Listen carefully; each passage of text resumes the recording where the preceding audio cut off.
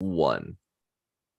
Hello, everyone, and welcome to the 141st episode of the Atlas Society Asks. My name is Jennifer Grossman. My friends call me Jag. I'm CEO of the Atlas Society. We are the leading nonprofit introducing young people to the literature and ideas of Ayn Rand in fun, creative ways like graphic novels and animated videos. Today, we are joined by Daniel James Brown. Before I even get into introducing our very well-known guest, I want to remind all of you who are joining us, whether on Zoom, Instagram, Twitter, Facebook, LinkedIn, YouTube, you can go ahead and use the comment section to type in your questions, and we will try to get to as many of them as we can. So our guest, Daniel James Brown, is a #1 New York Times best-selling author of narrative nonfiction books. He taught writing at San Jose State University and Stanford University before deciding to pursue a full-time writing career with the dream of bringing historical events to life in vivid, accurate detail. The tremendous popularity of his 4 books suggests that he has indeed not disappointed. Those books include Under a Flaming Sky, The Great Hinckley Firestorm, The Indifferent Stars Above, The Harrowing Saga of a Donner Party Bride, The Boys in the Boat, 9 Americans and Their Epic Quest for Gold at the 1936 Berlin Olympics, and his latest book, Facing the Mountain, a true story of Japanese-American heroes in World War II. Dan, thanks for joining us. Thank you for having me. So let's start a little bit with your origin story. You were telling me a bit about it before we went live, in terms of where you grew up and any influences that inspired your interest in history and in writing. Sure, yeah. So I grew up in the San Francisco Bay Area, and I came from a house full of active readers. Both my mother and my father read a lot, and my dad especially was interested in history. But I really actually was at community college. I went to a community college first, and I had an English teacher there who was just absolutely fantastic in terms of getting me interested in the world of letters. And then I transferred to UC Berkeley, and again, I had a series of great professors there, but one in particular that I still think of so fondly. So it was really some wonderful mentors in the English departments that got me into the world of writing and working with language. And I've been in one way or another working with the English language ever since. First I taught for 12 years, I taught college English. Then I worked for about another 12 years as a technical writer. And then I wound up sort of surprisingly, it started off really as a hobby, just trying my hand at writing history, and very much to my surprise, it turned into a third career. So that's what I've been doing ever since. Love stories like that. Which years were you at Berkeley? I was at Berkeley 72 through 74, so just 2 years there. Okay. So kind of after the whole, free speech movement there. Yeah, right after the free speech, but the campus was still pretty turbulent. So there were some turbulent times there. Yeah. Interesting. Let's turn to your first book, Under a Flaming Sky, and how your family's history is intertwined with what happened there. Yeah. So I grew up with my mother telling me that her father had survived a fire in Minnesota in the 1890s, and that his father had died. My great-grandfather had died in that fire. And so and she talked about it occasionally, but didn't really have a lot of detail about it. But I always just sort of wondered as I was growing up, how do you die in a forest fire? Why don't you just get out of its way? So it sort of always intrigued me. And then number of years ago, I was in the process of moving my mother from the Bay Area up to Seattle, where I was living at the time, and involved carrying a lot of boxes out of her attic and so forth. And in one of those boxes, I found a collection of old newspaper clippings and a couple old books and some letters and some photographs about this fire in Hinckley, Minnesota in 1894. And I started reading about it, and it was just amazing. What happened was two forest fires actually converged on this little town in Minnesota with under very windy conditions.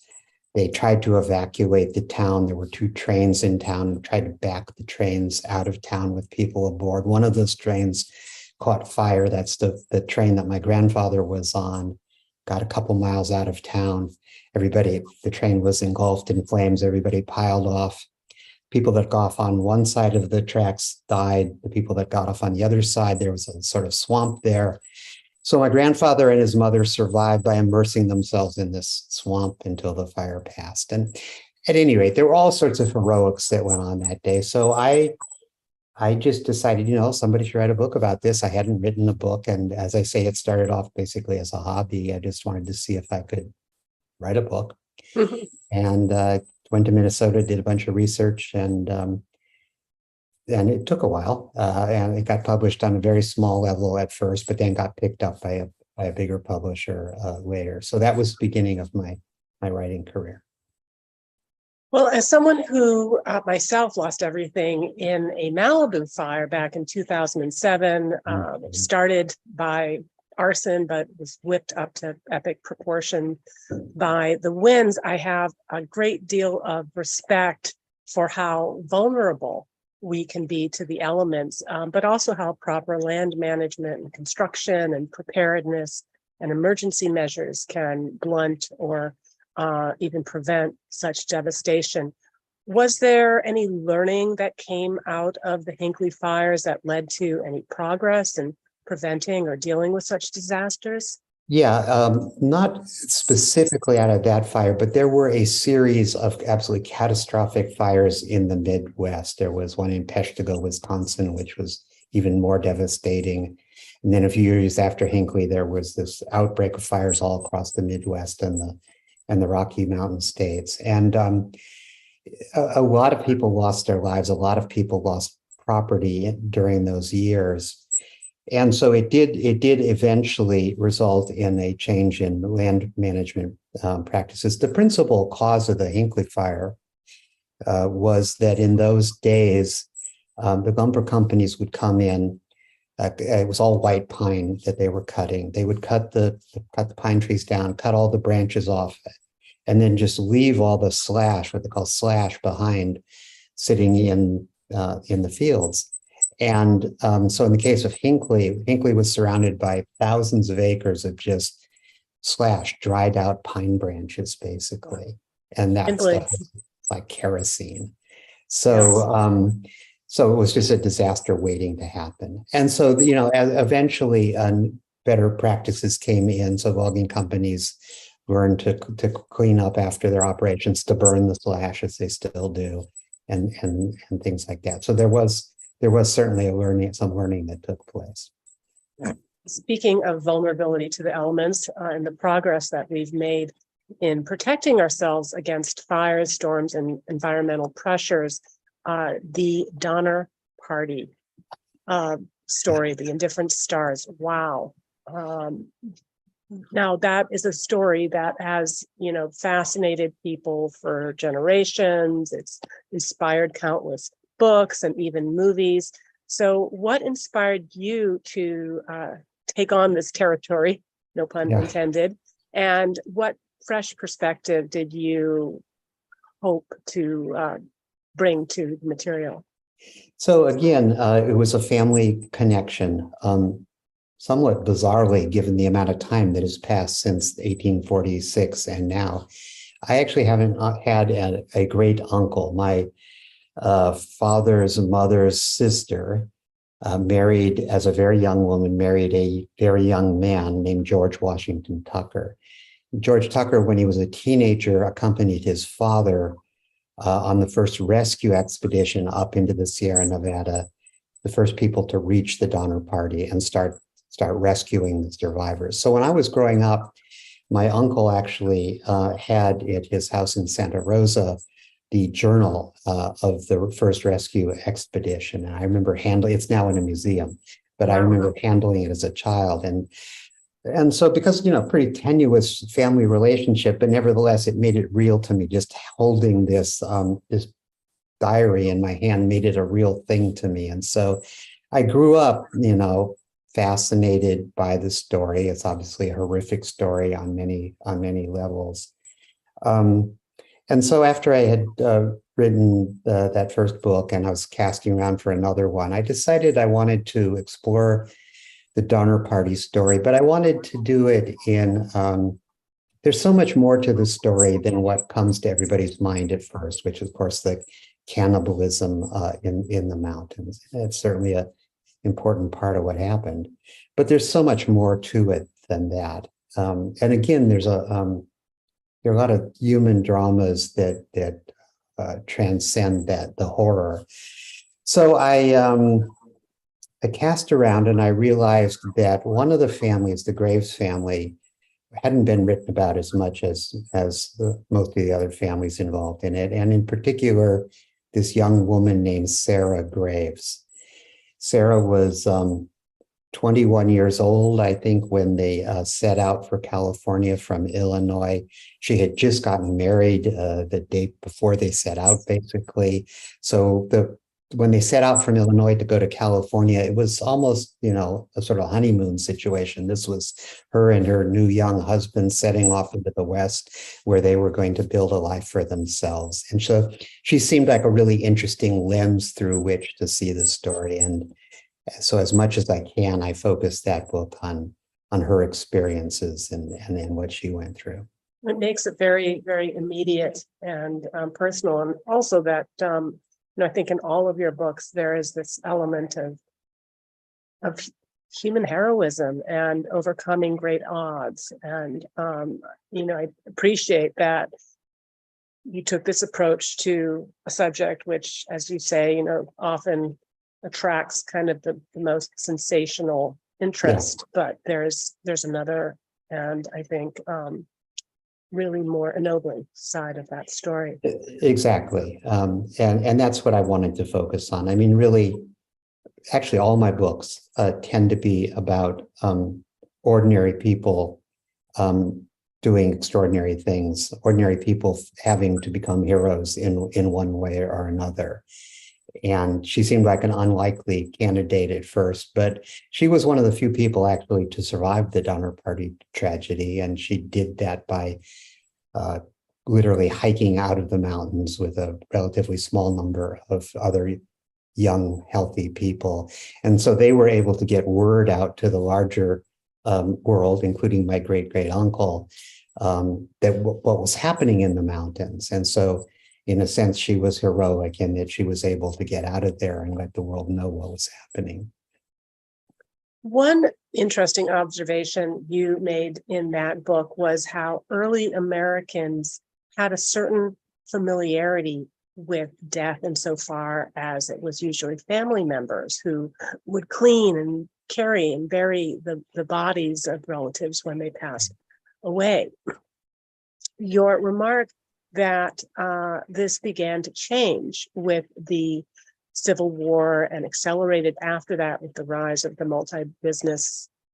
multi-billion-dollar industry of comprising funeral homes and undertakers and hearses and cremation, et cetera. And you note how as a result, quote, death has become ever more abstracted, pushed ever more into the background and out of sight. That really stuck with me. Would you elaborate on that for us and any reflections on its implications? Yeah. One of the reasons I write the kinds of books I do is that I learn a lot from the process of doing the research. And that was something I hadn't really been aware of and hadn't thought about, the fact that my great-grandparents' generation, death was much more in their face, as you say. They oftentimes, living on the farm or wherever, they had to handle the body, they had to wash the body. the body lay in state in the home oftentimes. So death was not abstracted. Death was something that was much more familiar to them. And it's kind of a two-edged sword. I mean, I'm not sure. I mean, I think I appreciate the modern fact that I don't have death staring me in the face every day, that other people deal with that part of it. But on the other hand, I suspect that in some ways they saw death in a more natural way that we do, and saw it in a more realistic way than we do. We tend to be very surprised when death raises its head, because we just try not to think about it, and we don't have to think about it for the most part until, of course, a relative is ill or whatever. So, it's a two-edged kind of thing, and I'm not sure that I'd want to go back to those days in that regard. But it's an interesting thing to think about, how abstracted, how removed death has become for us. Yes. Well, we think of the Stoics and their adage of memento mori and remembering death. And certainly from an objectivist point of view, as a philosophy that's about living on earth, not pushing death completely to the background, and remembering that it is there for us, even as we continue to pursue these wonderful new technological advances to expand the lifespan and enhance our lives, to keep in mind that this is not a dress rehearsal, and that we need to seize every moment. Yeah, and in a way that enhances life. I mean, I try, I try to keep it somewhere in mind, because it does make you appreciate every day. Yeah. And this often happens if you lose a close relative or something. It reminds you that you really do need to get up every morning and take advantage of the fact that you are getting up this morning, and do what you can with your life in a positive way. And I do want to move on to Facing the Mountain, but I was just really so entranced by The Indifferent Stars Above. And I'm curious if, in writing that book and immersing yourself in the lives of the Donner Party members, were you able to observe any traits or tease out any patterns of what beyond the physical characteristics? And I thought that was very interesting in and of itself, that that the female members of the party had a better chance of surviving. We tend to think of women, particularly at that time, as having higher mortality and frailty. But beyond these physical characteristics, any other traits that helped some individuals endure where others turned to the wall? Yeah, and well, as you say, the most interesting thing was that women out-survived men by a very large number. It was really startling when I read that. And I think part of that was physiological and physical.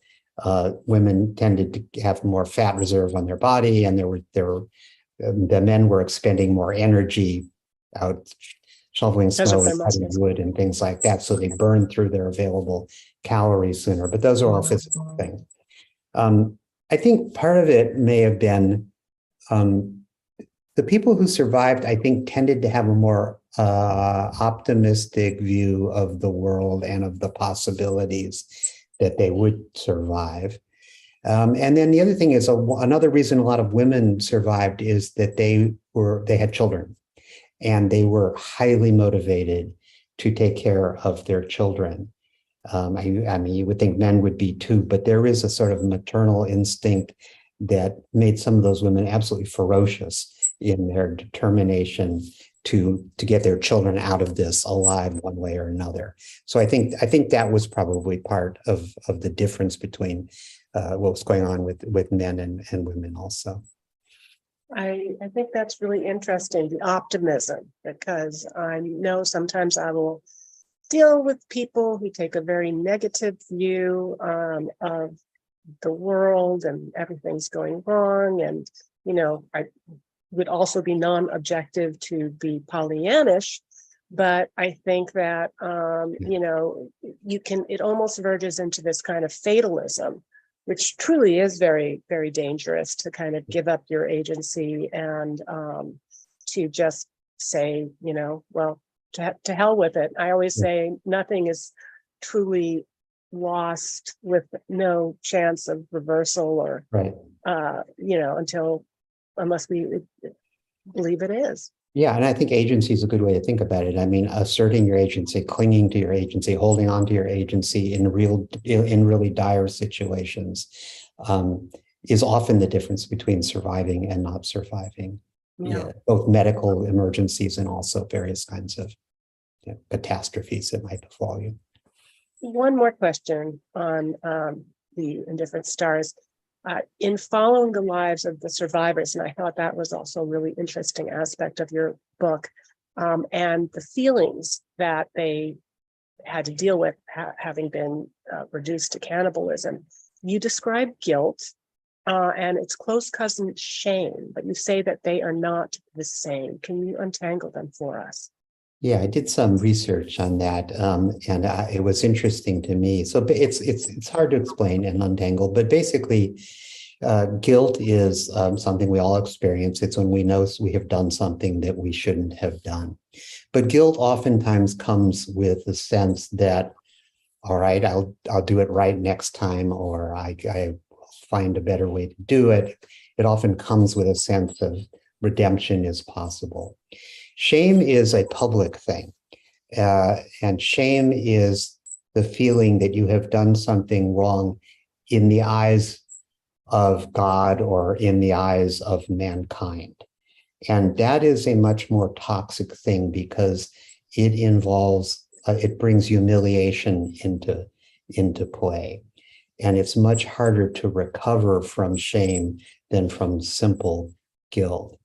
And so in the Donner Party, of course, I mean, breaking this taboo about consuming human flesh, they all turned their backs to one another when it actually came down to, having to do that. And it was shame. They didn't want to be seen doing what they were doing. So it's harder to shake that off. It's just a more toxic emotion because it brings in the element of humiliation and public shaming. Public shaming is actually often used in different cultures as a severe punishment, putting people in stocks, or there's all kinds of ways that people can be humiliated and shamed as a form of punishment because it hurts so much. It's so very toxic. Yeah, I think that just brings to mind the images from the Mao's Cultural Revolution and the struggle sessions and the wearing of the dunce cap and all of that, and that in turn led to its own literary genre, the scar literature that came after that time. It's very poignant. All right, let's turn to Facing the Mountain.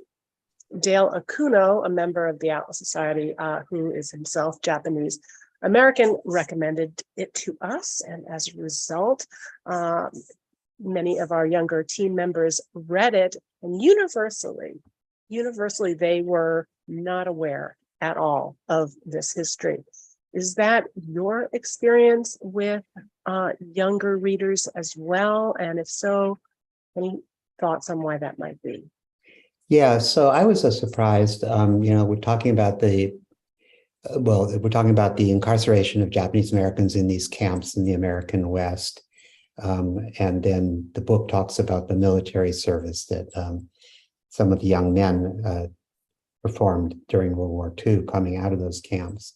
I was surprised, actually, first of all, I grew up on the West Coast, and so I grew up with a lot of Japanese American friends. My father's business, we had many, many Japanese American business partners. So I grew up with an awareness of this from my earliest memory.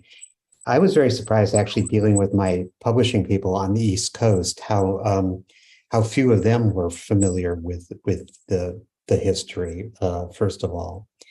And then in terms of young readers, I don't know yet. We actually have a young readers of that. We're just now preparing a young readers edition of that book that will come out later this year sometime. And so we'll see. But I'm not surprised that a lot of young people have never heard of that part of history. Partly because the generation of Japanese Americans who experienced the camps, the Nisei generation, tended not to talk about it very much, even with their own children. And so it went largely unnoted or sort of suppressed even within that community, let alone in the larger, American community. So I'm not terribly surprised by that. But it'll be interesting when this young readers edition comes out to see what that age group thinks of it. Oh. Now, if I understand correctly, Facing the Mountain grew out of your work with Densho, the Japanese American Legacy Project. Would you tell us a little bit about that? So Densho is, there's a fellow in Seattle named Tom Ikeda. Tom is Japanese American, and he has spent the last 25 years collecting, videotaping, recording interviews with Japanese Americans of that generation, Nisei Japanese Americans. Both people that were in the camps and people that fought in the U.S. military during that period, and also their Issei parents and their immigration stories and all that. So Tom has for 25 years been going out, interviewing people, videotaping the interviews, and then making them available to anybody on the Densho website. So it was actually when I met Tom in Seattle, we were both at an awards ceremony, and I was getting an award for Boys in the Boat, and he was getting an award for his work at Densho, that we met each other. And he told me a little bit about what he was doing and the Densho project. So I went home that night and I sat down and I just randomly started watching and listening to some of these oral histories that he had collected. And I was just blown away by many of the stories, because these people endured so much and had so many interesting stories to tell, that I pretty much decided that day that I was going to try to forge a book out of it. So over the next couple of years, Tom and I worked very closely together to try to find the stories that would collectively tell at least a big part of that story, if not the whole thing. So Tom's been a partner with me on that book from the very beginning. The numbers of Japanese Americans in the U.S. during World War II is dwarfed by the number of German Americans and Italian Americans, yet the treatment was quite disparate. Can you break that down for us to give us a little bit of context and any thoughts on why that was? Yeah, so there were a relatively small number of German Americans and German citizens living in America, and also Italian citizens living in America, who were, for one reason or another, on the FBI's radar. They belonged to certain groups, or there was some reason to suspect their loyalty for very specific reasons. And so there were some who were held during the war. But those numbers are absolutely dwarfed by Japanese Americans, all of whom on the West Coast were incarcerated, whether they had any kinds of affiliations with Japan or not, and many of them didn't. A lot of them, particularly the Nisei, were just growing up as all American kids until the war started. So, the difference, frankly, was racial. German Americans and Italian Americans looked like Polish Americans and Irish Americans and English Americans and Norwegian Americans and all the rest of us. Japanese Americans were easy to identify by their features as, quote, the enemy, even though, in fact, they were loyal Americans. So it was easier to see them as the other. It was easier to see them as somehow associated with, this very vicious enemy that Imperial Japan was. And that really became the basis for treating them differently. Interesting. All right, we've got quite the backlog of questions from our viewers, so I'm going to weave a few of those in, if you don't Sure. mind. And Sure. if you're not up for the question or don't know, we've got plenty more, and I have a lot of other questions myself. So Okay, we'll take a few. sure. All right. From Facebook, Candice Morena says that she has a son who works as I think an aide or something for an English professor. And he complains about new college students struggling in English class. I'm wondering if maybe tell us when you left teaching and whether you saw a decline in English and reading and Yeah. that kind of thing. Yeah, I mean, I did. I mean, and I was teaching a long time ago. It was in the 80s that I was teaching. And I taught a wide spectrum of students. So at San Jose State, I taught a lot of students from disadvantaged backgrounds who had very, very poor preparation for college writing. So I was teaching, courses that were designed to get them ready for regular freshman English classes. At the same time, I was teaching at Stanford, where I was teaching kids who had never gotten anything but an A in their life and who were already very, oh, believe me, the first time I gave a B to a student at Stanford, she was in my office in tears. It was horrible. So I taught a wide range of students in terms of how prepared they were for just sort of basic college level English classes. And the Stanford students were exceptional. They had been prepared exceptionally well, and that wasn't surprising. It was, in terms of, I also taught just sort of regular freshman composition classes, English 1A and 1B.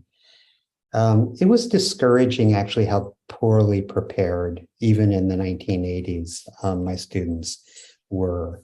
I came out of that experience feeling that earlier schooling was not, adequately preparing them for college, because more and more of them, and this is true to some extent. During the years I taught, it seemed to get worse as time went on. So yeah, it was a somewhat discouraging experience, I would say. Yes, we just saw the news that in Chicago, not one student, none in 60 schools were reading at grade level. Yeah. So definitely. I think it's gotten worse since I was teaching too, from everything I read and people I know who still teach. Yeah. Yes. All right. On Instagram, My Modern Gaul asks, you as a writer, what do you think were your biggest hurdles to get books done, or any special, program or? Like all writers, I mean, getting the writing done was never hard for me. I like to write. I like to do the research. That part is fun. So and I don't really struggle with, writer's block, because I'm not doing creative writing. I'm writing history. So the material's there. So the writing part has never been hard. But like everybody else, I had a terribly hard time getting published originally. The reality is that to get published by any of the big New York publishers, who control most of the books you're going to see in the bookstore, you really have to have an agent. The agents are absolutely swamped by people who are trying to get representation. So I went through the same thing that everybody else does. When I wrote that book about the Hinckley fire, I wrote the whole book first. I didn't realize that with nonfiction, you don't actually have to write the whole book first. You can sell the book just on the basis of a proposal, but I didn't know that. So I wrote the whole book. And then I went out and tried to find an agent. And I'm sure it was at least 2 years of sending out query letters and getting rejections. I have a shoebox full of rejections. And you ever want to just go back and call those every now guys and then and say, hey, yeah, wait. It was very, very discouraging. I remember one day I was particularly discouraged.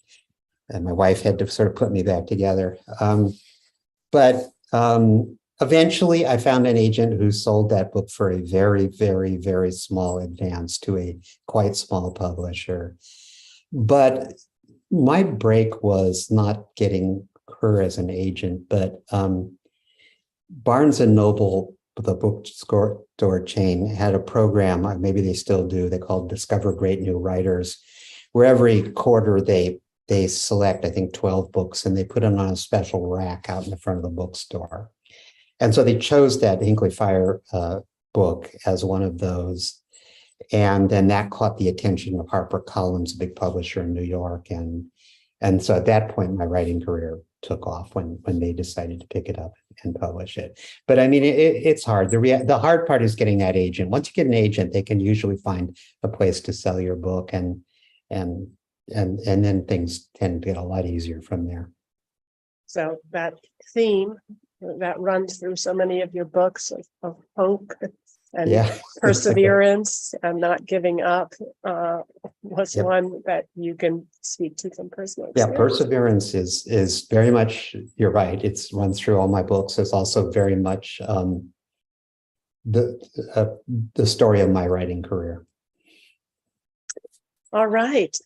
This is an interesting question from Facebook. Zachary Taylor asks, looking towards the future, when people try to write about events that are happening today, do you think it's going to be harder for people to do research due to the volume of information preserved online, if not all of it being true? That's a good question. I think it'll be easier because of the stuff that's online, actually. I mean, I have to tell you that my writing career sort of coincided with the gradual evolution of the internet and how much stuff is available online. So when I wrote that Hinkley Fire book, I had to go to Minnesota. Well, I wanted to walk around on the ground and see the terrain and see the place for myself. But I also spent days in St. Paul, Minnesota, in the Minnesota History Center, I think it's called, big archives anyway of Minnesota history. I had to go in and physically, look up and pull out newspapers and microfilm and physically search through boxes of material to get the source material that I needed to write that book. By the time I got to my most recent book, Facing the Mountain, virtually everything I needed in terms of source material, I could get on my computer, which was fortunate because I was finishing it just as the pandemic hit. But between all the interviews that Tom has digitized and put on the Den Show site and a million other things that are now available, it's much easier for me to write a narrative nonfiction book like this now than it was 20 years ago. So looking forward into the future, it's true there's a lot of bad information on the internet, and that's certainly your job as a writer is to weed that stuff out. But the reality is just the accessibility of the information is just remarkably easier than it ever has been before.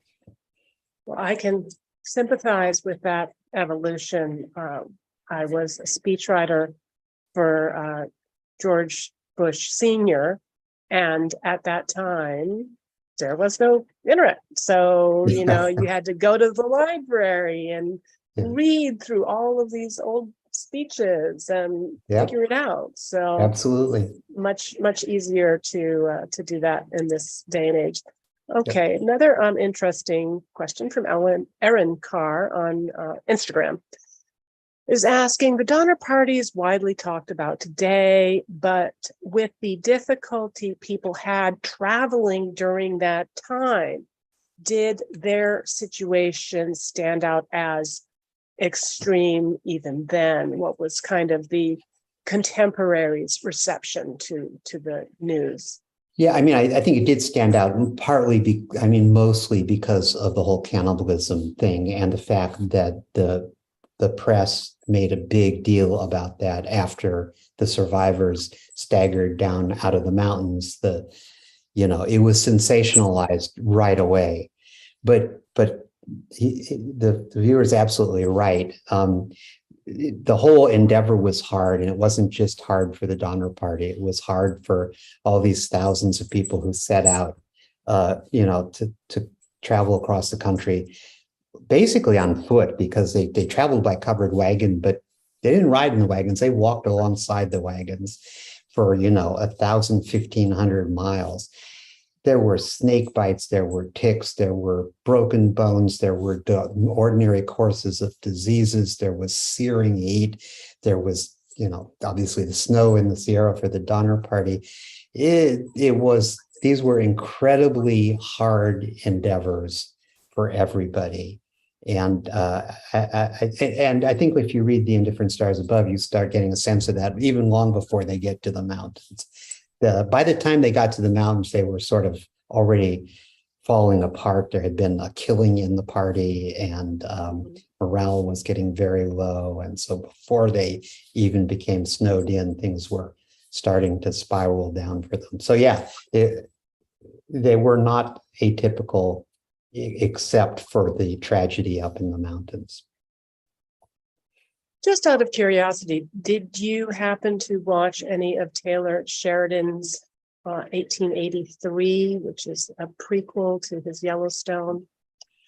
No, I didn't. Yeah, well, be curious to hear if you ever get around to it, because it's pretty brutal and tragic, and actually think that he did not sugarcoat things much, because it does provide a perspective on how really brutal life could be back then. Yeah, I mean, also just one of the things I wanted to do in the book, and occasionally readers complain about this, but mostly they don't, is these were young women traveling across the plains, and a lot of the things they had to deal with were just hygiene issues and things that you wouldn't, things that were relatively easy to deal with back home on the homestead were really hard to deal with on the trail. Let's just put it that way. Yeah. All right. I'm going to beg patience from all of the people that are continuing to send in these questions. I have a few of my own I'd love to get to before we dive back into viewer questions. So envy is a theme that we focus on a lot here at the Atlas Society. It's an unspeakable emotion that Ayn Rand described as the hatred of the good for being good. And reading about the rampant racism against Asian Americans during the time of Facing the Mountain, it seems there was an element of envy at play, that the Japanese Americans worked too hard, or that they were too industrious. Would you agree?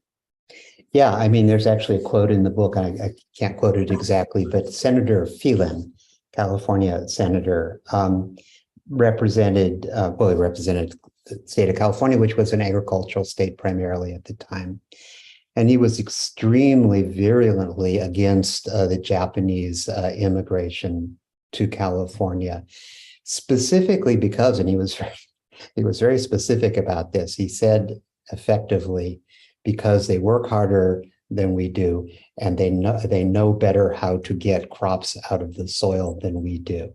And for that reason, we mustn't let them continue to enter the state. And he was very explicit about it. He basically just said that they're smart, they work really hard, they know what they're doing, and this is a dire threat. So yeah, I guess that would be maybe the opposite of a backhanded compliment. This was like a backhanded insult, but it actually was pretty an amazing statement, I thought. Yeah. All right. Speaking of Rand, again, she says she had an observation of all of the statist violations of individual rights in a mixed economy. The military draft is the worst. It is an abrogation of rights. So the military draft factors very large in your book and in those times. How did it impact, in particular, what did it bring up for Asian American soldiers? Yeah. So, I mean, that I'm not a fan of the draft either, actually, but Although I also recognize, I think it's necessity in certain circumstances. That's just my opinion. For the Japanese Americans I'm talking about, it was a real problem. So what happened was, first of all, right after Pearl Harbor, a lot of young Nisei men went down to the Selective Service offices, like their friends in high school, their neighbors. All these young men were going down to Selective Service office and signing up in 1942. When they went downtown and went to the Selective Service office and tried to enlist, they were told they couldn't, that they were, although they were American citizens, they were considered something called alien enemies. And this just like horrified and shocked these young men, because they were in fact just entirely American. So for a year, they lived with that, sort of indignity. And then a year later, the Roosevelt administration reversed course and it decided, well, all these young men are sitting around in these camps and they want to fight, so we're going to start drafting them. Well, first they just made them eligible to enlist, and then they began to impose a draft on them. And for did I think knock off your my camera went off. Yes, you might want to just. There we go. Sorry, Right. Well, talk about bait and switch or mixed messages. Yeah. So You're an I mean, enemy. Now yeah. sign up for the draft. So what by 1943 they were at this point now they're being drafted, but they're being drafted out of these camps where their mother and their father and their sister and their grandmother and their grandfather are all living behind barbed wire. And now the government is drafting them. So some happily went off having been drafted, but others were really bitter about being conscripted into a military that was simultaneously holding them behind barbed wire in these enclosures. So it became a really a kind of a flashpoint within the camps between different family groups within the camps. There was a lot of disagreement in the camps about what the right thing to do was, whether the right thing was to resist the draft given the circumstances or to comply with it as a way of showing loyalty to the United States. So there was a lot of internal tension within the communities in the camps. Well, so let's talk about the 442nd Regimental Combat Team that you follow. They are today remembered as the most decorated unit for its size and length of service in the history of the U.S. military. What accounts for this outstanding achievement? They really were. They were absolutely an amazing fighting force. In terms of what accounts for it, I think there's a couple things. Part of it is that those who did enlist or who complied with the draft, they were fighting. They felt that they were fighting for something very specific, which was to earn the respect of their countrymen, to prove their loyalty. And they felt that when they came back after the war, surely things would be better for Japanese Americans and Asian Americans in general if they came back with decorations on their chests and wounds and so forth. So part of it was that they fought ferociously because they had something to prove, or they felt they did. And then an interesting part of it, I think, is that a lot of these kids did grow up in families, although they were thoroughly American. Their parents were Japanese. And so a lot of them grew up with the traditions and stories of the samurai and the samurai code. And particularly the kids from Hawaii, a lot of them internalized that. A lot of them grew up watching samurai movies and things like that. So when they went into battle in Europe, fighting against the Nazis, they carried a lot of that samurai code with them. They were not going to bring dishonor on their families. Actually, one of the things that came up over and over with these young men is when they left home, when they went off to basic training in Mississippi, the last thing their fathers said to them over and over and over was, well, son, fight well, do well. I hope you come back unhurt. But above all, don't bring dishonor on the family. And so they had this very Japanese ethic going for them, even as they were fighting as Americans. In describing life within the Japanese American concentration camps, do you capture both the suffering and humiliation, as well as the very inspiring efforts of prisoners to make life a little bit more livable? You wrote, quote, doctors, lawyers, architects, farmers, carpenters, truck drivers, florists, and electricians all brought their specialized skills to bear on improving the quality of camp life, and increasingly there was a sense of pride arising out of their shared experience in the face of cold injustice and profound humiliation. They had stood tall, they had nourished their spiritual lives, educated their children, found a refuge in creativity and productivity. What can this example teach us about facing hardship and injustice today? Yeah, I mean, that was a revelation to me, and something I heard a lot I interviewed a lot of people who had been in the camps and their children. And I learned, as I say, I learned a lot from writing these books, and this wasn't my own culture, of course. So I was trying to learn as much as I could about the culture, but that part really interested me too. I just think the lesson is that when you are in extremely difficult circumstances, when you are humiliated or put upon, that I guess I'd focus on that phrase, standing tall. They took pride in what they were doing. They took pride in who they were. They took pride in educating their children and doing as best as they could under these very constrained, difficult circumstances. So, I just think that core of that idea is really attractive, of standing tall in the face of an injustice or a humiliation like that. Yeah.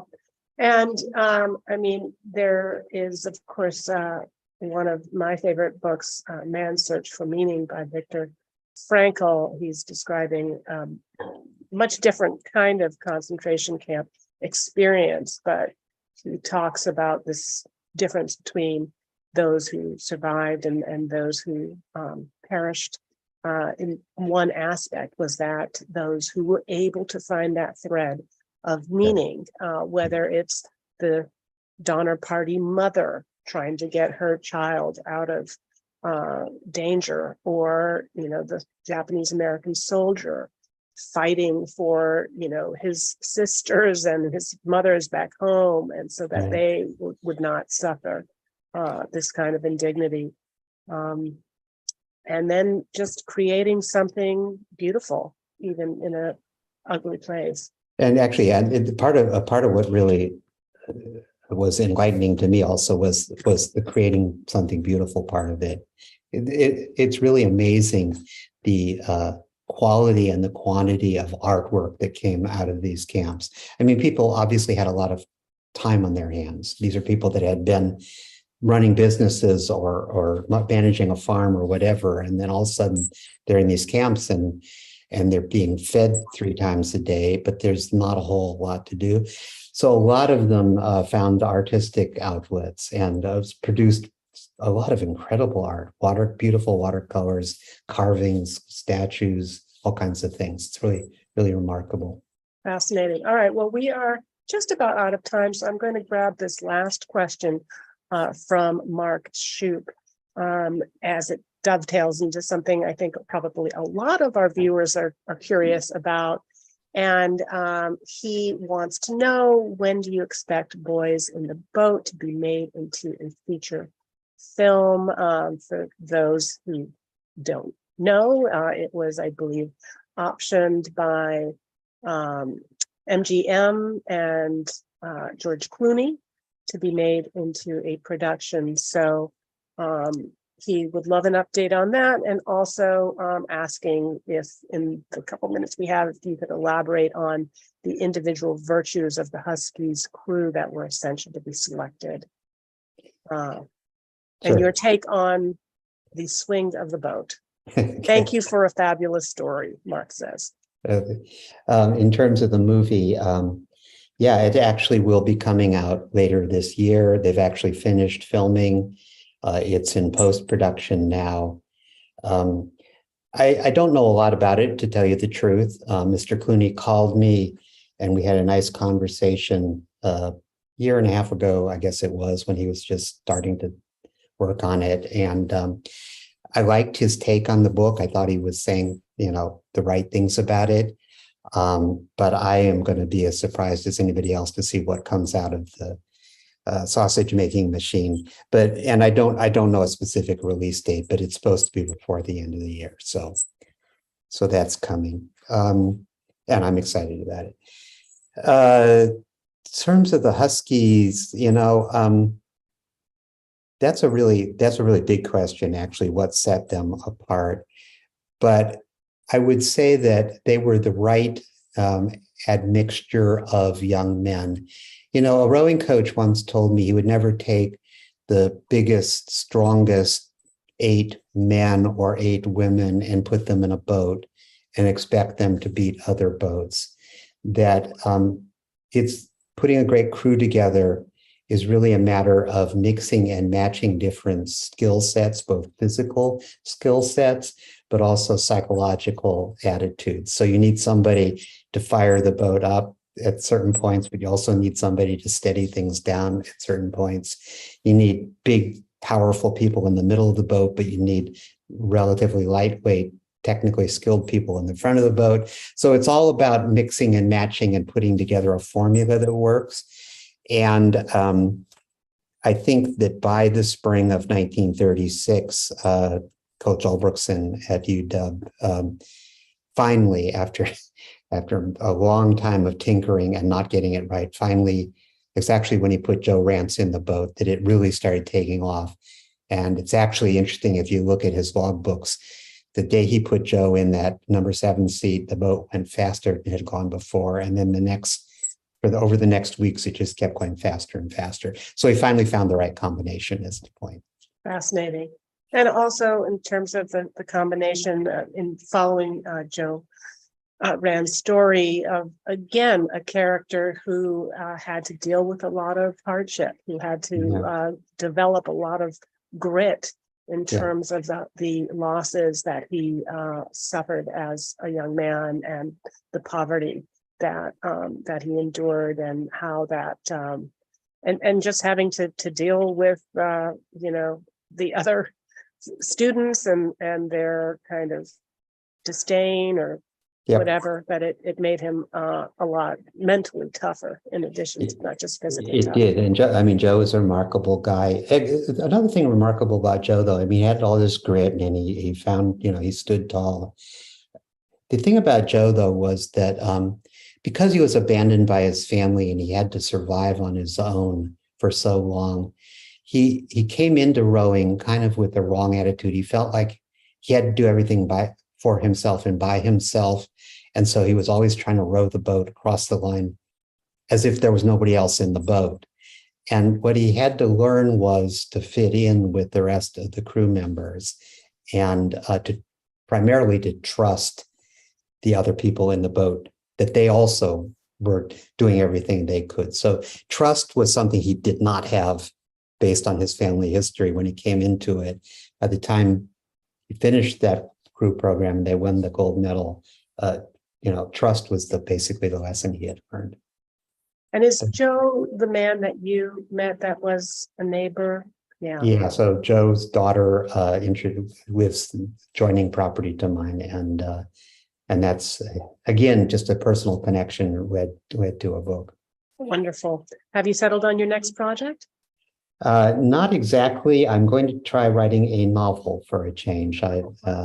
I have no idea whether I can write a novel or not. I've written 100 pages of something, and we'll see what it turns into. It's just an experiment. Well, we know how your first experiment turned out. So we wish you the best of luck, and we're very grateful for the great joy that you've given us with your amazing books. So thank you. Thanks for joining us. Thank you for having me. And a thank you to all of you who joined with your amazing questions. If you enjoyed this video or any of our other materials, please consider making a tax-deductible donation to atlassociety.org. And Join me next week when author Mark Morano will be our guest to talk about his book, The Great Reset. Thanks, everyone.